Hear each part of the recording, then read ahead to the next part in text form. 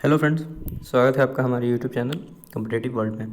दोस्तों, इस वीडियो में हम आपके सामने ट्रेड रिलेटेड इंपॉर्टेंट क्वेश्चंस लेके आए हैं, जो कि ये वीडियो सीरीज़ कंटिन्यू होगा।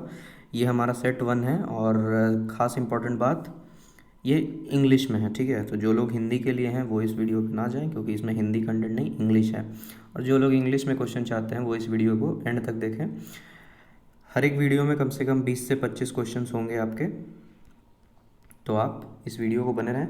जिन्होंने पीडीएफ को परचेज़ किया है उनके लिए तो ठीक है, वो भी वीडियो देख सकते हैं, और जिन्होंने नहीं किया है उनके लिए ये वीडियो खास करके है। अगर आपने नहीं किया है तो आप वीडियो के सहारे आप उसको पढ़ सकते हो, क्योंकि अब वीडियो डेली अपलोड होंगे, एक एक वीडियो, या अल्टरनेटली अपलोड होंगे, नॉट श्योर बट होंगे। तो पीडीएफ मैंने भी अवेलेबल करा रखा था, क्योंकि एग्ज़ाम्स के दिन नज़दीक होते हैं, वीडियो बनाने में टाइम लग जाता है। जिनको पीडीएफ चाहिए होगा वो संपर्क कर सकते हैं, अदरवाइज़ आप वीडियो के थ्रू जा सकते हैं, कोई ज़रूरी नहीं है। और ये बात मैं इसलिए कह रहा हूँ क्योंकि एक बंदे ने मुझे मैसेज किया था, उन्होंने लिंक लिया डिस्क्रिप्शन बॉक्स से, और उन्होंने मैसेज किया कि मुझे पीडीएफ चाहिए। तो बहुतों लोग ने पीडीएफ लिया होगा, तो उसका एक प्रोसेस है, तो मैंने उनको बताया ये प्रोसेस आपको करना होगा। तो वो भाई साहब क्या बोलते हैं कि भाई मुझे तुम पीडीएफ दे दो, नहीं तो मैं क्या बोलता हूँ, मैं तुम्हारे चैनल पे ये कमेंट करूँगा, वो कमेंट करूँगा। तो व्हाटएवर आपको जो करना है आप कर लो। मेरे कंटेंट में जो भी है, वो जो लोग देख रहे हैं वो समझ रहे हैं कि क्या है क्या नहीं है। मैं किसी तरह का मतलब फालतू का कंटेंट नहीं बना रहा। कुछ लोग हैं जो अक्सर सेम पीपल हर एक वीडियो पे सेम कमेंट कर रहे हैं, तो उनके लिए भी एक बात है कि अगर आपके पास कुछ और भी तरह के कमेंट है तो आप वो भी कर सकते हो, मुझे कोई फ़र्क नहीं पड़ता। ठीक है। और साथ ही में अगर आप आर्मी, एयरफोर्स, नेवी के एग्ज़ाम के प्रिपरेशन कर रहे हो तो आप में एक डिसिप्लिन होना चाहिए, जो कि आपको वहाँ जाके काम आएगा। बस सिलेक्शन के लिए नहीं पढ़ो। वो बंदे ने कहा मुझे कि मेरा सिलेक्शन हो जाएगा फिर मैं पे कर दूंगा। मैंने उनसे बस एक ही बात कहा कि आप सिलेक्शन हो जाए तो मुझे पे मत करना, बस थोड़ा बोलने का तरीका और समथिंग। तो मैं ज़्यादा बातें इस पर नहीं करना चाहूँगा, अब वीडियो को शुरू करेंगे। तो क्लियरली मैं बता दूँ, जिन्हें चाहिए होगा वही मैसेज करें, जिन्हें नहीं चाहिए होगा, जिनको ये सब करना है वो मैसेज ना करें। ठीक है। मैं कोई फालतू काम करने के लिए नहीं बैठा। अगर मुझे वो कह रहे थे कि आपको हेल्प नहीं करना, ये है वो है, समथिंग लाइक दैट, तो अगर मुझे हेल्प नहीं करना होता तो जो बुक आपको 200 में मिल रही है ना, वो मुझे शौक़ नहीं थी आपको 55 रुपीज़ में देने की। ठीक है।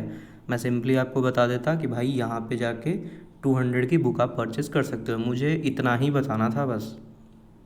मैं आपको 55 रुपीज़ की क्यों देता बुक, नहीं देता ना। तो जिनको ये बात समझ आती है उनके लिए ठीक है, और जिनको नहीं आती है उनके लिए और भी ज़्यादा ठीक है। ठीक है। और जिन्होंने वीडियो देखा होगा वही, उन्होंने ही मैसेज किया है, तो वो इस वीडियो को भी देख रहे होंगे। तो भाई सिलेक्शन होना ना होना बाद की बात है, कम से कम बात करने का तरीका सीख लो, अच्छा होता है, वो आगे भी काम आएगा। ठीक है।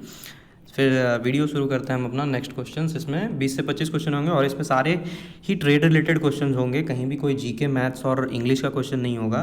सारे के सारे आपको ट्रेड रिलेटेड क्वेश्चन आएंगे। और इसमें जो वीडियो है इसमें आपको SCM, जो कि काफ़ी लोग कह रहे थे कि ट्रेड सुपरिटेंडेंट पेपर में सप्लाई चेन मैनेजमेंट और अकाउंटिंग से क्वेश्चन आ रहे हैं, तो वो दोनों भी इसमें इंक्लूडेड हैं। ठीक है।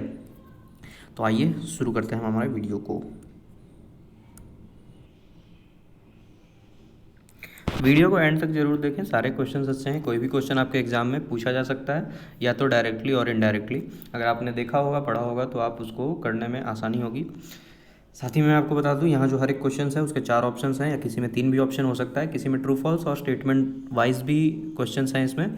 तो जो भी ऑप्शन आपको बोल्ड लाइन दिखेगा वो इसका आंसर होगा, और कई क्वेश्चन में नीचे ANS करके भी आंसर दिया हुआ है। ठीक है। ANS करके ऑप्शन मेंशन किया हुआ है, तो आप ये कंफ्यूज ना हो कि ये 4 ऑप्शन है, इसमें आंसर कहाँ है। ये जो बोल्ड वन है ना, 4 ऑप्शन में एक बोल्ड रिटन है, तो वो आपका आंसर है। ठीक है। और एक बात और, कहीं कहीं मतलब बहुत सारे क्वेश्चंस हैं लगभग इस जो सेट हम इसको कर रहे हैं तो इसमें टोटल अप्रॉक्स 400 क्वेश्चंस हैं। तो 400 क्वेश्चन एक वीडियो में तो नहीं आएंगे, 20 से 25 क्वेश्चन एक वीडियो में आएंगे। तो मे भी कहीं हो सकता है एक आध क्वेश्चन में समथिंग कोई वर्ड इधर का उधर हो जाता है, तो उसके लिए चिंता ना करें। तो आइए शुरू करते हैं। First question, store ledger is maintained in the sale department, store department, cost accountant department और एडमिन डिपार्टमेंट। ये होता है आपका कॉस्ट अकाउंटेंट डिपार्टमेंट में। The main purpose of stock adjustment sheet is to record physical count. ठीक। In store accounting the normal entry to record stock movement is debit loss of stock, credit surplus. Fourth, bin card is a document that records quantity only. Bin card जो एक document होता है उसमें बस quantities आती हैं, ठीक है। The material quantity which is ordered at one time to reduce total holding cost and ordering cost is referred to as. Option number B, economic order quantity, EOQ। इसका फुल फॉर्म भी आप ध्यान रखिएगा, इसका भी क्वेश्चन एग्जाम में आया है। EOQ स्टैंड्स फॉर, तो ये होता है economic order quantity. Dash level in the inventory level eight which entity places new order, ये होता है reorder.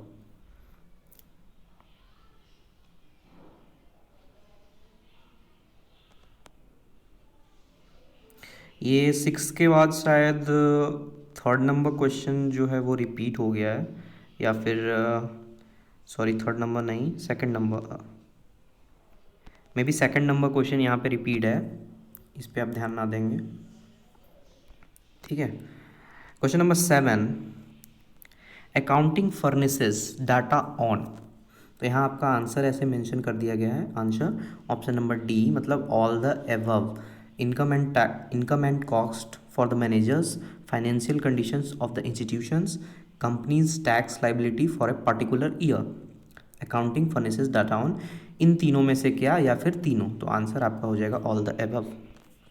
Question number 8, long term assets having no physical existing but possessing a value are called intangible asset.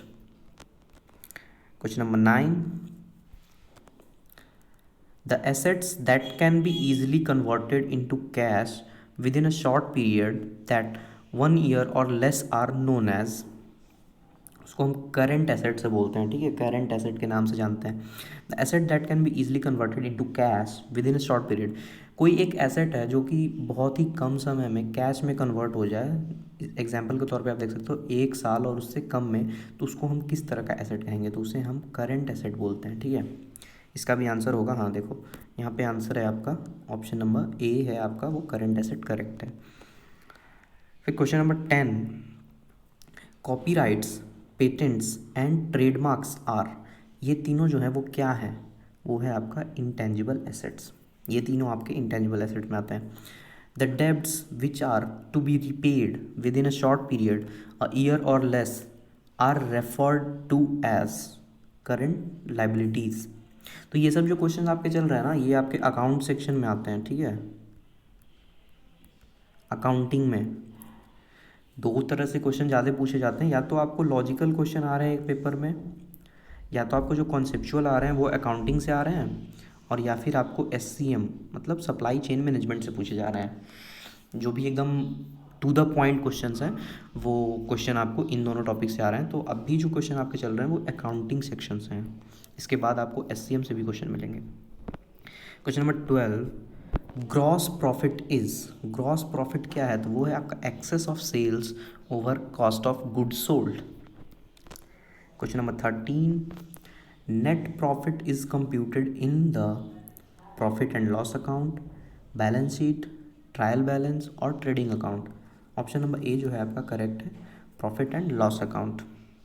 Question number 14, in order to find out the value of the closing stock during the end of the financial year, we do this by stock taking. Question number 15, which of these best explains fixed asset, इनमें से कौन सा fixed asset को दर्शाता है? तो are bought to be used in the business, are expensive item bought for the business, are item which will not wear out quickly, और D are of long life and are not purchased specifically for resale. Option number D है आपका correct answer. Question number 16. The charges of placing commodities into a sellable condition should be charged to, option number B, P and L account. A/C stand for account. Question number 17. Suppliers' personal account are seen in purchase ledger. Purchase ledger. Question number 18.